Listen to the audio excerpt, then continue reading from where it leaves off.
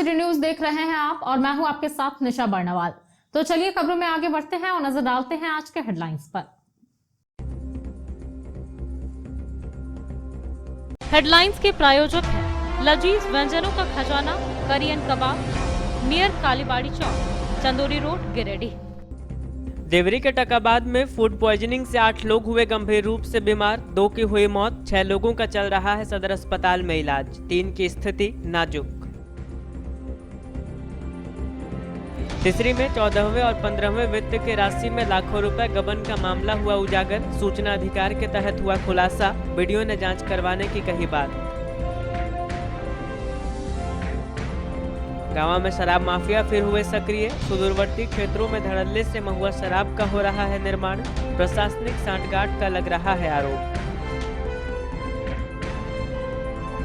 और बरगंडा के centre point mall में भव्य ढंग से हुआ लक्ष्मी सैलून का उद्घाटन, उपायुक्त राहुल कुमार सिन्हा समेत शहर के कई गणमान्य लोगों की रही उपस्थिति। तमाम लोगों ने इस आधुनिक सैलून के खुलने पर जताई खुशी, संचालिका को दी गई शुभकामना।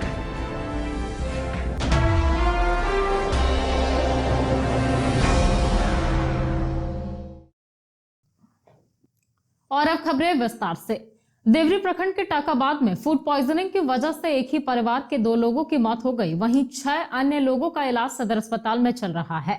बताया गया कि मछली खाने की वजह से 8 लोग गंभीर रूप से बीमार हो गए, जिसमें से 2 की जान चली गई। इधर पुलिस भी इस मामले में छानबीन कर रही है। देवरी प्रखंड के टाकाबाद में एक परिवार के 8 लोग फूड पॉइजनिंग के शिकार हो गए। घटना में 2 लोगों की मौत हो गई, वहीं 6 लोगों का इलाज गिरिडीह सदर अस्पताल में चल रहा है। 3 लोगों की गंभीर स्थिति को देखते हुए तीनों को आईसीयू में भर्ती किया गया है। बताया गया कि मछली खाने की वजह से 8 लोग गंभीर रूप से बीमार हुए, जिसमें से 2 की जान चली गई। बताया जाता है कि पुल्लू राणा के परिवार में गुरुवार देर शाम देवरी बाजार से मछली लाई गई थी। वही मछली घर में बनी और सारे परिवार के सदस्य खा पी कर सो गए। खाना खाकर सोने के बाद लगभग 1 बजे रात को परिवार के सभी सदस्यों को वोमिटिंग होने लगी। कई लोग बेहोश हो गए। इस बात की जानकारी जब आस पड़ोस वालों को मिली तो सभी इनके घर पहुंचे तो पाया कि 2 व्यक्ति की मौत हो चुकी है, जिसमें से एक 75 वर्षीय पुल्लू राणा है, वहीं दूसरा 10 वर्षीय बच्चा विपिन कुमार है। 2 मृत के अलावा परिवार के ही 6 अन्य लोग मूर्छित व गंभीर स्थिति में थे, जिन्हें इलाज के लिए गिरिडीह सदर अस्पताल रेफर कर दिया गया है। इस घटना को लेकर पूरे इलाके में कोहराम मचा हुआ है कि आखिर मछली में ऐसी क्या चीज थी जिसे खाने के बाद यह हालत हो गई। घटना की जानकारी मिलते ही मौके पर पुलिस पहुंची और मामले की छानबीन में जुट गई। इधर सदर अस्पताल के आईसीयू में भर्ती 3 लोगों की स्थिति गंभीर बताई जा रही है। तीसरी प्रखंड के भंडारी पंचायत के कई गांव में 14वीं व 15वीं वित्त की राशि में लाखों रुपए का गबन करने का मामला प्रकाश में आया है। बताया गया कि वर्ष 2018 से 2020 तक भंडारी पंचायत के 8 गांव में पंचायत सेवक व मुखिया की मिलीभगत से कई योजनाओं में भारी गड़बड़ी मिली है। देखिए क्या है पूरा मामला। तीसरी प्रखंड के भंडारी पंचायत के कई गांवों में 2018 से 2020 तक 14वीं व 15वीं वित्त की राशि में लाखों रुपए गबन करने का मामला जनसूचना अधिकार के तहत दिए गए रिपोर्ट के अनुसार प्रकाश में आया है।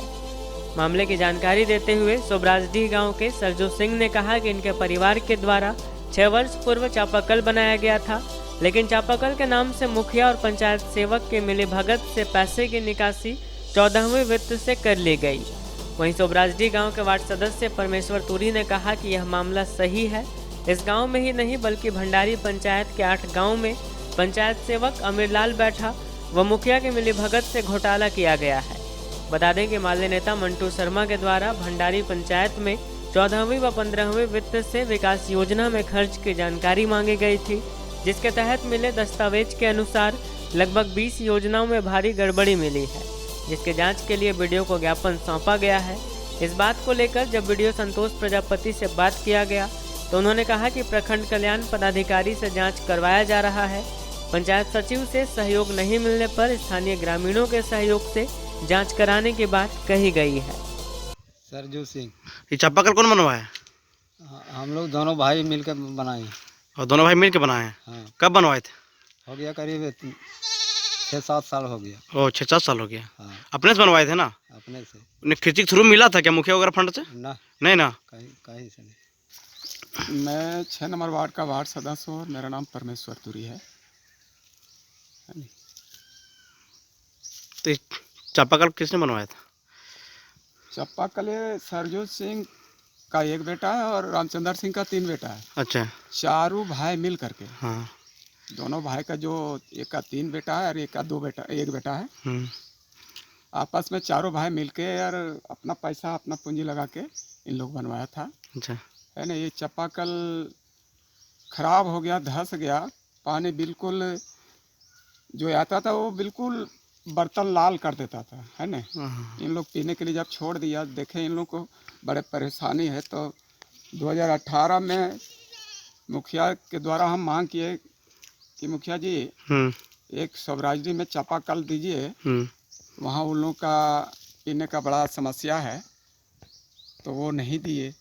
उसके बाद में वो उन्होंने क्या किए नहीं किए सो मालूम नहीं चला, लेकिन मंटू शर्मा जो माले का नेता है वो आरटीआई के तहत वो मांग किया कि मेरा पंचायत में जितना भी योजना का काम हुआ है उस सारा का बायोडाटा हम लोग को ब्यौरा चाहिए। ठीक है। तो जब वो आरटीआई के द्वारा मिला तो वो पाया कि अशोक सिंह के नाम से 2018 में चापाकल के नाम से रिकॉर्ड कंप्लीट है। उन्होंने पूछे कि अशोक सिंह के नाम से कोई चापाकल वहाँ स्वराज्य में बना क्या? हम बोले नहीं, वहाँ तो चापाकल नहीं बना। एक लास्ट में बनाए थे रामेश्वर तुरी के नाम से, वो तो चल रहा है। अच्छा। लेकिन अशोक सिंह के नाम से कोई चापाकल नहीं है। लेकिन अशोक सिंह के नाम से पैसा निकासी हो चुका है। लेकिन हाँ, हो चुका है। हाँ, लेकिन चापाकल मिला नहीं। नहीं। किसके मिले भगत से हुआ ये? एक किसका मिली भगत से होगा? पंचायत का जो सचिव होता है। अच्छा। उस समय सचिव थे अमीरलाल बैठा। अच्छा। और मुखिया में हरिहर शर्मा की पत्नी। अच्छा। यानी उसका प्रतिनिधित्व करने वाले हरिहर शर्मा। यही सब दोनों मिलकर किया होगा कि दूसरा और कौन कर सकता है? कोई वार्ड सदस्य कर सकेगा? हाँ।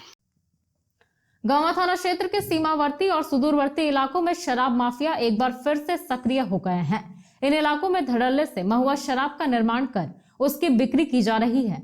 कई बार कार्रवाई के नाम पर भट्टियों को ध्वस्त किया जाता है, लेकिन कुछ ही दिनों में फिर से शराब माफिया सक्रिय हो जाते हैं। गांवा थाना क्षेत्र के सीमावर्ती व सुदूरवर्ती क्षेत्र गाढ़ी साक, डुमरझारा, बरमसिया, खेसनरो आदि जगहों पर शराब माफिया पुनः सक्रिय हो गए हैं और वे धड़ल्ले से जहरीली महुआ शराब का निर्माण कर गांवा, तिसरी, सतगावा व बिहार राज्य में भेज रहे हैं। सिर्फ इतना ही नहीं बल्कि गांवा थाना क्षेत्र में संचालित लगभग होटलों में इन शराबों व अंग्रेजी शराबों को भी खपाया जा रहा है।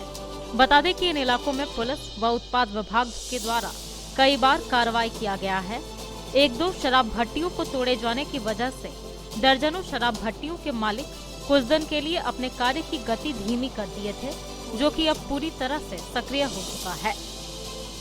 बताते चले कि आम ग्रामीणों से लेकर कई छोटे बड़े महुआ शराब कारोबारियों के बीच में यह बात की चर्चा रहती है कि जब भी कोई नया पदाधिकारी आते हैं तो इन शराब माफियाओं से साठगांठ करने के लिए खानापूर्ति युक्त कार्रवाई किया जाता है और साठगांठ हो जाने पर पूरे धड़ल्ले से इसका उत्पाद व बिक्री किया जाता है। जानकारी के अनुसार ज्यादातर माफिया अपने जहरीले महुआ शराब को गांवा, मंझने, मतरो, हरदिया, पेहरा, बरमसिया, सिजुआई, लोकाय, तिसरी आदि के रास्तों से सप्लाई करते हैं। इस संबंध में जब भी गांवा पुलिस से बातचीत की जाती है या जानने का प्रयास किया जाता है, तब उनके द्वारा सीमित फोर्स होने का बहाना बनाकर या फिर लोकाय व तिसरी थाना क्षेत्र में होने की बात कहकर अपना पल्ला झाड़ लिया जाता है। आखिर ऐसे में सवाल यह उठता है कि कई बार कार्रवाई होने के बावजूद शराब माफिया पुनः क्यों सक्रिय होते जा रहे हैं? आखिर क्यों सिर्फ भट्टियों को तोड़ा जाता है? उन्हें गिरफ्तार करने में गांवा, तिसरी व लोकाय पुलिस नाकामयाब क्यों है और क्यों उनके खिलाफ कोई प्राथमिकी दर्ज नहीं की जा रही है? अगर पूरी बातों को गहराई में जाकर देखा जाए तो पुलिस व उत्पाद विभाग की भूमिका संदिग्ध मिलेगी। इधर गांवा थाना प्रभारी पिंटू कुमार ने कहा कि अवैध शराब चुलाई के खिलाफ शीघ्र ही टीम गठित कर छापेमारी अभियान चलाया जाएगा और इसमें शामिल लोगों को बख्शा नहीं जाएगा। बरगंडा रोड स्थित सेंटर पॉइंट मॉल में लक्मे सलून का उद्घाटन गिरिडीह उपायुक्त के द्वारा विधिवत रूप से किया गया। उद्घाटन के बाद मौजूद तमाम लोगों ने सैलून का अवलोकन किया और संचालिका को शुभकामनाएं दी। लक्मे सैलून का उद्घाटन शुक्रवार को बरगंडा रोड के सेंटर पॉइंट मॉल में भव्य ढंग से किया गया। यहां डीसी राहुल कुमार सिन्हा ने विधिवत रूप से फीता काटकर उद्घाटन की औपचारिकता पूरी की। मौके पर वरिष्ठ पत्रकार राकेश सिन्हा, चुन्नूकांत समेत शहर के कई गणमान्य लोग उपस्थित रहे। तमाम लोगों का स्वागत गर्मजोशी से किया गया। मौके पर लक्मे सैलून की संचालिका विभा संथालिया, संगीता अग्रवाल के अलावे आशा खंडलवाल, सविता रसगढ़िया, अमित अग्रवाल आदि मौजूद रहे। उद्घाटन के बाद तमाम लोगों ने सैलून का अवलोकन किया और संचालिका को शुभकामनाएं दी। बताया गया कि लक्मे जैसे बड़े ब्रांड के साथ अत्याधुनिक सुविधाओं से लैस इस सैलून के खुलने से शहरवासियों को काफी सुविधाएं उपलब्ध हो जाएंगी।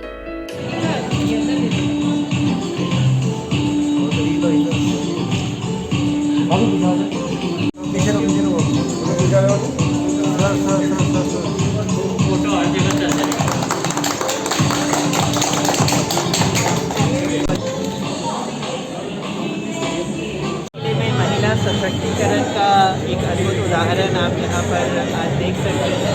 इंडियन टेनिस मॉल में सैलून का यहाँ पर नाम रखा हुआ है और डेफिनेटली जिले के सभी लोगों के लिए एक बहुत ही अच्छा स्थल रहेगा। लेटेस्ट टेक्निक के साथ manicure, pedicure, facial, bridal makeup की यहाँ पे सुविधा उपलब्ध है। और बड़ी अच्छी बात ये है कि यह पूरी तरह से प्रोफेशनल तरीके से लैक्मे कंपनी के सुपरविजन और मॉनिटरिंग और उनके नियमित डायरेक्शन में सारे के सारे एग्जीक्यूशन यहाँ पर किए जाएंगे। तो बिल्कुल कंपनी के प्रोफेशनल मेथोडोलॉजी को यहाँ पर देखने का अवसर मिलेगा और डेफिनेटली जितने भी कस्टमर्स यहाँ पर आते हैं उसके लिए बहुत ही अच्छा और लाइफ टाइम एक्सपीरियंस रहेगा। मैं सभी संचालकों को शुभकामनाएं देना चाहता हूँ कि इनिशिएटिव के लिए ढेर सारी बधाइयाँ और द बेस्ट। लक्मे का सैलून और साथ में यहाँ जो स्टोर खुला है, यह गिरिडीह के लिए सौभाग्य की बात है कि यहाँ पर बड़े शहरों की तरह लोगों को फेशियल कराने का, स्पा कराने का और अन्य जो सुविधाएं हैं यहाँ वो मिल पाएगा। हम कह सकते हैं कि गिरिडीह के लिए एक तो यह बहुत गौरव की बात है और दूसरा पहलू इसका देखें तो इस लक्मे सैलून की जो शुरुआत की गई है, जो कंसेप्ट है वो 2 महिलाओं के द्वारा कंसेप्ट तैयार किया गया है। विभा संथालिया जी हैं और संगीता बगड़िया जी हैं, संगीता अग्रवाल जी हैं। निश्चित रूप से दोनों को हम शुभकामनाएं देते हैं। सेंटर पॉइंट मॉल में है, 2nd फ्लोर में। क्या क्या यहाँ सुविधा है? यहाँ स्किन ट्रीटमेंट है, हेयर एक्सपर्ट है, मैनिक्योर, पेडिक्योर, अपॉइंटमेंट ले करके और हाइजीनिक का पूरा ध्यान रखा गया है। सब डिस्पोजल यहाँ पे यूज होगा, टॉवल वगैरह जितना भी है अभी कोरोना काल में सब डिस्पोजल यूज होगा और सारे स्टाफ्स मास्क और डिस्पोजल एप्रिन के द्वारा है, इसलिए कोई दिक्कत नहीं। अभी कोई ऑफर चल रहा है? पचंबा थाना पुलिस ने शुक्रवार को अवैध कोयला कारोबार के खिलाफ अभियान चलाया और कोयला ले जा रहे बैलगाड़ियों पर कार्रवाई की। इस दौरान कहा गया कि अवैध कोयला कारोबारी बक्से नहीं जाएंगे। पचंबा थाना पुलिस ने शुक्रवार को अभियान चलाकर अवैध कोयला ले जा रहे बैलगाड़ियों पर कार्रवाई की। पुलिस ने बाबाजी कुटिया के पास अभियान चलाकर कोयला लदे 2 बैलगाड़ियों को जब्त करते हुए उसे थाना लाया। वहीं कार्रवाई करते एएसआई उमेश सिंह ने कहा कि अवैध कोयला कारोबारियों पर नकेल कसने के लिए पचंबा थाना पुलिस हमेशा सतर्क है। किसी भी हाल में अवैध कोयला कारोबारी बख्शे नहीं जाएंगे।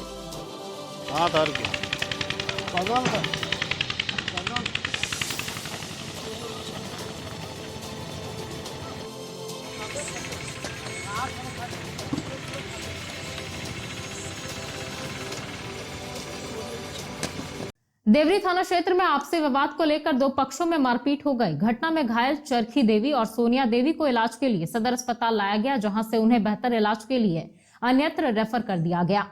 देवरी के मंझलाडीह में आपसी विवाद के बाद 2 पक्षों में मारपीट हो गई। घटना में एक पक्ष के कई लोग घायल हो गए, जिन्हें इलाज के लिए शुक्रवार को सदर अस्पताल लाया गया, जहां सभी का इलाज चल रहा है। बताया गया कि घायल चरखी देवी और सोनिया देवी के बच्चों ने रास्ते में शौच कर दिया था। इसी बात को लेकर इनके गोतिया ने अपशब्द कहते हुए गिरिडीह में रहने वाले अपने परिजनों को बुलाकर गुरुवार रात इनके घर में घुसकर इनके साथ मारपीट की और इन्हें बुरी तरह से घायल कर दिया। घटना में घायल चरकी देवी और सोनिया देवी को इलाज के लिए सदर अस्पताल गिरिडीह लाया गया, जहां इनके नाजुक स्थिति को देखते हुए इन्हें बेहतर इलाज के लिए अन्यत्र रेफर कर दिया गया है। हालांकि खबर लिखे जाने तक इन्हें बाहर नहीं ले जाया जा सका था। मारपीट करने का आरोप रीना देवी, गुड़िया देवी, छोटू राम, सुनील राम, अनिल राम आदि पर लगा है। घायल के परिजनों ने पुलिस प्रशासन से दोषियों पर उचित कार्रवाई की मांग की है। कोरोना संक्रमण के बढ़ते मामलों को देखते हुए सदर अस्पताल में कार्यरत होमगार्ड के जवान लोगों को जागरूक कर रहे हैं। शुक्रवार को भी इनका ये अभियान जारी रहा। कोरोना के बढ़ते संक्रमण को देखते हुए सदर अस्पताल में कार्यरत होमगार्ड के जवान शुक्रवार को भी लोगों को जागरूक करते नजर आए। बताया गया कि ये लगातार लोगों को जागरूक करने में लगे हुए हैं। होमगार्ड के जवान सदर अस्पताल में किसी को बगैर मास्क के एंट्री नहीं दे रहे हैं, साथ ही लोगों से मास्क पहनने की अपील कर रहे हैं। इसके अलावा सदर अस्पताल परिसर में अवैध रूप से बाइक लगाने वाले लोगों के साथ सख्ती से पेश आते हुए किसी को अस्पताल परिसर में बाइक नहीं लगाने दिया जा रहा है। बताया गया कि ये सब अस्पताल परिसर की व्यवस्था को दुरुस्त करने और लोगों को जागरूक करने के उद्देश्य से किया जा रहा है। मौके पर होमगार्ड के सुनील सिंह समेत अन्य जवान मौजूद थे। हमारे पास कोई विकल्प नहीं है, अब पार्किंग में गाड़ी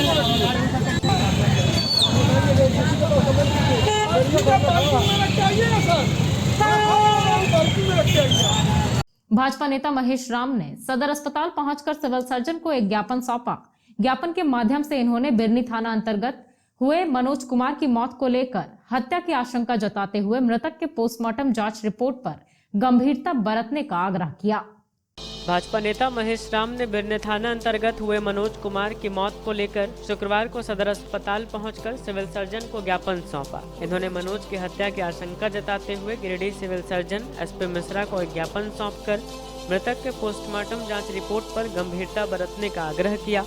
बताया गया कि जांच प्रभावित न हो और सही ढंग से रिपोर्ट मिल सके, इसको लेकर इन्होंने सिविल सर्जन को ज्ञापन सौंपा है। मनोज कुमार आरक्षी नंबर 832 की हत्या उसके ससुराल में संदेहात्मक तरीके से कर दी और उसकी पत्नी 8:30 बजे रात्रि में फ़ोन करते हैं अपने गांव पर उनके भाई को कि इनकी तबीयत खराब है और पुनः 2:30 में वह लाश लेकर के उसके घर पहुंच जाती और उसकी कहती है कि नहीं इसकी मृत्यु ठंड लगने से। लेकिन जब बॉडी को देखा गया तो उसके शरीर पर कई दाग ऐसे थे, रस्सी से बांधा गया था, उसे घसीटा गया था, ये तमाम तरह की दाग उसके शरीर पर था। और वह मामला बिरनी थाना का है, जो बिरनी थाना में उनका टुकड़ा पड़ता था। किसी कारण में उसके घर में हत्या हुई है और उसका पोस्टमार्टम भी हुआ है। हम लोग यह चाह रहे हैं कि पोस्टमार्टम का रिपोर्ट कहीं प्रभावित नहीं हो, उसके लिए आज हम सिविल सर्जन महोदय से मिल करके उन्हें यह मांग पत्र सौंपे हैं कि जो सही है वो सही तरीके से उसकी जांच रिपोर्ट दी जाए। इसके लिए हम प्रशासन से भी गुहार ताकि उसको न्याय मिल सके। भाजपा नेताओं ने पंजाब में प्रधानमंत्री के साथ हुई घटना के विरोध में गांधी चौक पर 2 घंटे का मौन धारण करते हुए धरना दिया। यह कार्यक्रम भाजपा जिलाध्यक्ष महादेव दुबे के नेतृत्व में आयोजित किया गया था, जिसमें कई भाजपाई मौजूद थे। भाजपा नेताओं ने शुक्रवार को गांधी चौक पर 2 घंटे का मौन धारण करते हुए धरना दिया और पंजाब में प्रधानमंत्री के साथ हुई घटना पर विरोध जताया। बताया गया कि गांधी जी के सिद्धांतों पर अमल करते हुए, उनके आदर्शों को आगे बढ़ाते हुए उनकी ही प्रतिमा के समक्ष इस उम्मीद से 1 दिवसीय 2 घंटे का मौन धारण किया कि कांग्रेस को इस कृत्य से सद्बुद्धि मिले और बदले की राजनीति से ऊपर उठकर लोकतांत्रिक व्यवस्था का पालन करे। जिलाध्यक्ष महादेव दुबे के नेतृत्व में आयोजित इस 1 दिवसीय मौन धारण कार्यक्रम में मुख्य रूप से जिला महामंत्री सुभाष चंद्र सिन्हा, संदीप डंगायत, पूर्व जिलाध्यक्ष यदुनंदन पाठक, जिला उपाध्यक्ष श्याम प्रसाद, ओबीसी मोर्चा के प्रदेश प्रवक्ता विनय सिंह, अल्पसंख्यक मोर्चा के प्रदेश मंत्री सोनू एजाज, जिला मंत्री नवीन सिन्हा, रागिनी लहरी, जिला सोशल मीडिया प्रभारी मनोज मौर्य, किसान मोर्चा जिला अध्यक्ष दिलीप वर्मा, अल्पसंख्यक मोर्चा के जिला अध्यक्ष छोटू खान, नगर अध्यक्ष हरमिंदर सिंह बग्गा, प्रकाश दास, संत कुमार लल्लू, रंजन सिन्हा, राजेश जायसवाल, मोहम्मद इरफान, आकाश सिंह समेत दर्जनों लोग उपस्थित थे। भारतीय जनता पार्टी पूरे देश में, पूरे प्रदेश में और गिरिडीह जिला लगातार 3 दिनों से पंजाब सरकार के खिलाफ और कांग्रेस के खिलाफ में हम लोग पूर्व में पुतला दहन किए, कल मशाल जुलूस निकाले और आज राष्ट्रपिता महात्मा गांधी जी के स्टैचू के पास हम भारतीय जनता पार्टी गिरिडीह जिला के लोग 2 घंटा तक मौन धारण करके कांग्रेस को सद्बुद्धि दो, कांग्रेस को सद्बुद्धि आवे, ताकि देश की रक्षा, देश की एकता और देश की अखंडता को खंडित न करे, गृह युद्ध जैसा माहौल न तैयार करे। इसके लिए हम लोग मौन धारण किए हैं कि कांग्रेस को सद्बुद्धि दे और देश हित में वह सोचे। हम लोग गांव गवाई के भाषा में बोलते हैं थेथर। तो ये सरकार थेथर हो गई है। लोग धरना कर रहे हैं, प्रदर्शन कर रहे हैं, जुलूस निकाल रहे हैं, लेकिन उन तमाम चीज़ों का इस सरकार पर कोई असर नहीं होने वाला है। तो ये गांधी का देश है, लोकतंत्र है और गांधी जी के रास्ते पर हम लोगों ने सत्याग्रह किया कि शायद सरकार को लोकतंत्र का जो सबसे मजबूत रास्ता है उस रास्ते सरकार की नींद खुल जाए। और इसीलिए आप देख रहे हैं कि भारतीय जनता पार्टी के तमाम यहाँ जिले के वरीय नेता और कार्यकर्ता, ये इस वजह से हम लोग ये कि पंजाब की जो घटना है उसने तो ये सिद्ध कर दिया कि देश में जो हो रहा है वो देश के लिए ठीक नहीं है। आदरणीय प्रधानमंत्री पूरे विपक्ष के आंख के किरकिरी बने हुए हैं। उनको लगता है कि किस तरह से ये हस्त हो जाए ताकि ऐसे अवसरवादियों को अवसर मिले, लेकिन ऊपर प्रभु है, श्री राम है, वो देख रहे हैं, उसका कोई बाल माका नहीं कर सकेगा। लेकिन जो प्रजातांत्रिक देश है, आपके चैनल के माध्यम से हम मांग करते हैं कि जो दोषी लोग हैं इसको उसको चिन्हित करना चाहिए। ये सामान्य घटना नहीं है, चिन्हित करके और कठोर से कठोर कार्रवाई होना चाहिए। प्रधानमंत्री कोई व्यक्ति नहीं होता, प्रधानमंत्री किसी दल का नहीं होता, वो दुनिया के सबसे बड़े लोकतंत्र का अगुवाई करने वाला नेता होता है। इसलिए उस व्यक्ति के साथ अगर इस तरह का कोई हिमाकत कर सकता है तो वैसे लोगों को कभी नहीं बख्शना चाहिए। बहुत धन्यवाद। डीसी ऑफिस सभागार में उपायुक्त राहुल कुमार सिन्हा की अध्यक्षता में जिला स्तरीय सलाहकार समिति की बैठक आयोजित की गई। बैठक में उपायुक्त ने विभिन्न योजनाओं की समीक्षा कर अद्यतन स्थिति की जानकारी ली और संबंधित अधिकारियों को दिशा निर्देश दिए।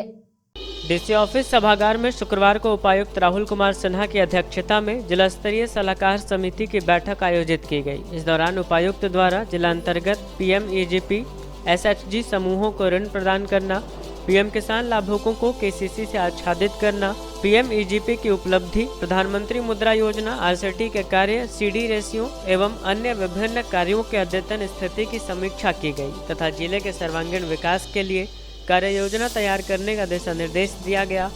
बैठक के दौरान उपायुक्त ने आपके अधिकार, आपकी सरकार, आपके द्वार कार्यक्रम में पेंशन से संबंधित प्राप्त आवेदनों की अद्यतन स्थिति की जानकारी प्राप्त की। उपायुक्त ने कहा कि पेंशन से संबंधित लंबित आवेदनों को सर्वोच्च प्राथमिकता देते हुए निष्पादित करना सुनिश्चित करें। सभी बैंक प्रबंधन यह सुनिश्चित करें कि बैंकों में उनके कर्मियों के द्वारा पेंशन से संबंधित आवेदनों का त्वरित निराकरण हो। बैठक में मुख्य रूप से उप विकास आयुक्त, अग्रणी जिला प्रबंधक, जिला सूचना एवं जनसंपर्क पदाधिकारी, डीडीएम, नाबार्ड प्रबंधक, क्षेत्रीय प्रबंधक, झारखंड राज्य ग्रामीण बैंक सहायक निदेशक, सामाजिक सुरक्षा, एडीपीओ, शिक्षा विभाग, जिला उद्योग केंद्र एवं संबंधित विभाग के अधिकारी व विभिन्न बैंकों के जिला समन्वयक और प्रतिनिधि आदि उपस्थित थे। पचम्बा थाना क्षेत्र में न्यायालय भूमि पर कुछ लोगों के द्वारा कब्जा की सूचना मिलने के बाद जमीन की नापी कर प्रशासन ने जमीन को मुक्त करवाया। वहीं जमीन पर अपना दावा पेश करने वाले लोगों को जमीन के कागजात लेकर कार्यालय बुलाया गया है। पचम्बा क्षेत्र में न्यायालय भूमि पर कुछ लोगों ने कब्जा कर रखा था, जिसे शुक्रवार को मुक्त करवाया गया। बताया गया कि कुछ दिन पहले ही न्यायालय की भूमि को चिन्हित किया गया, लेकिन इस भूमि पर कुछ लोगों ने अवैध कब्जा करते हुए जमीन को बेच दिया था या फिर अपने कब्जे में कर रखा था। सूचना मिलने के बाद जमीन की नापी कर प्रशासन ने जमीन को मुक्त करवाया। वहीं जो लोग इस जमीन पर अपना दावा पेश कर रहे हैं, उन लोगों को जमीन के कागजात लेकर कार्यालय बुलाया गया। मौके पर एसडीओ विशालदीप खलखो, सीओ रविभूषण प्रसाद समेत सीआई अमीन तथा पचम्बा थाना प्रभारी सदल बल मौजूद रहे। ये परिसर के लिए और आवासीय परिसर के लिए चिन्हित किया गया था। प्राप्त सूत्रों के अनुसार और जानकारी के अनुसार हमने वेरीफाई किया तो कुछ लोगों के द्वारा इसमें अतिक्रमण किया गया है। उन सब पर विधि सम्मत कार्रवाई हेतु जो है हम लोग उस पर कार्रवाई करने के साथ साथ इस पूरे अतिक्रमण को हम लोग यहाँ से रिमूव करेंगे। गिरिडीह उपायुक्त राहुल कुमार सिन्हा ने चौताडीह मातृत्व शिशु केंद्र का औचक निरीक्षण कर व्यवस्थाओं का जायजा लिया। इस दौरान उपायुक्त ने अस्पताल में साफ सफाई, कर्मियों को समय पर आने व अन्य सुविधाओं को दुरुस्त करने को लेकर निर्देशित किया। उपायुक्त राहुल कुमार सिन्हा ने शुक्रवार को चौताडीह मातृत्व प्रसव एवं शिशु स्वास्थ्य केंद्र का औचक निरीक्षण किया। निरीक्षण के दौरान इन्होंने प्रसव कक्ष, पोस्ट कोऑपरेटिव वार्ड, एमटीसी केंद्र, कुपोषण केंद्र, लेबर रूम, स्त्री व पुरुष वार्ड, आउटडोर पैथोलॉजी सेंटर, प्रतिरक्षण केंद्र आदि का जायजा लिया और कुपोषण केंद्र को ठीक करने, लेबर रूम एवं आउटडोर सहित वार्डों व पैथोलॉजी सेंटर की सफाई पर ध्यान देने की बात कही। निरीक्षण के दौरान उपायुक्त ने सभी कक्षों की साफ सफाई, नियमित रूप से ब्लीचिंग पाउडर का छिड़काव व सैनिटाइज करने का निर्देश दिया और स्वास्थ्य केंद्र में कर्मियों को कार्यालय ससमय आने हेतु निर्देशित किया।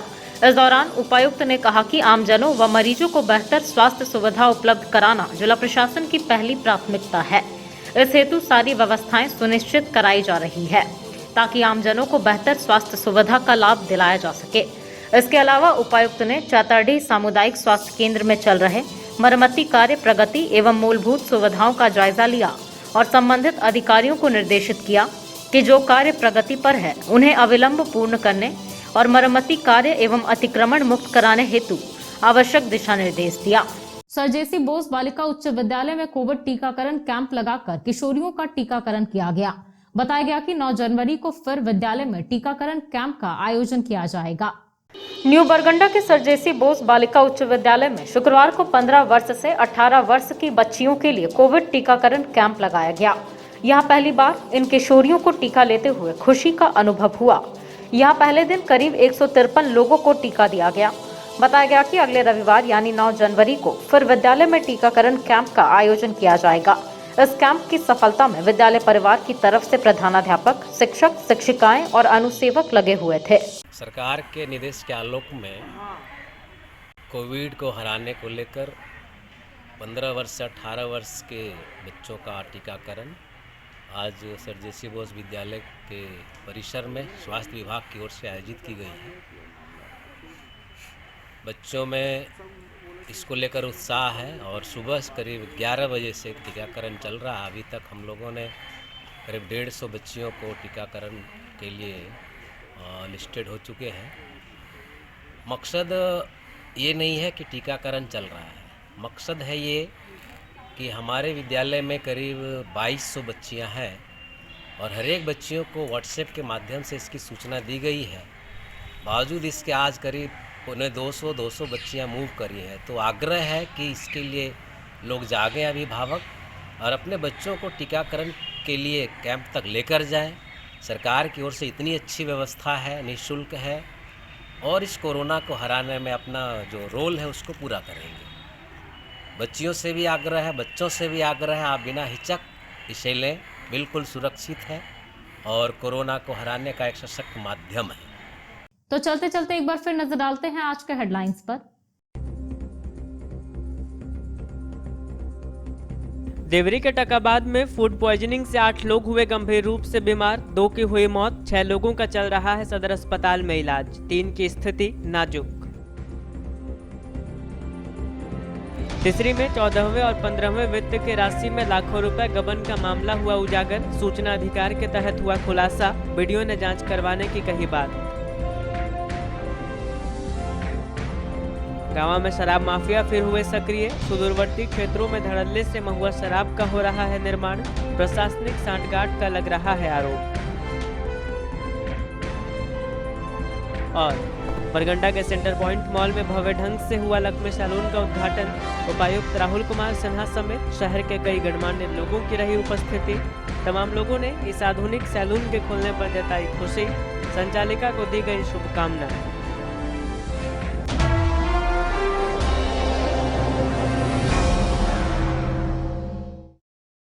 तो दर्शकों, ये था हमारा आज का अंक। आज के अंक में बस इतना ही। कल फिर होगी मुलाकात कुछ अन्य खबरों के साथ। तब तक के लिए दीजिए मुझे और मेरी पूरी टीम को इजाजत। नमस्कार।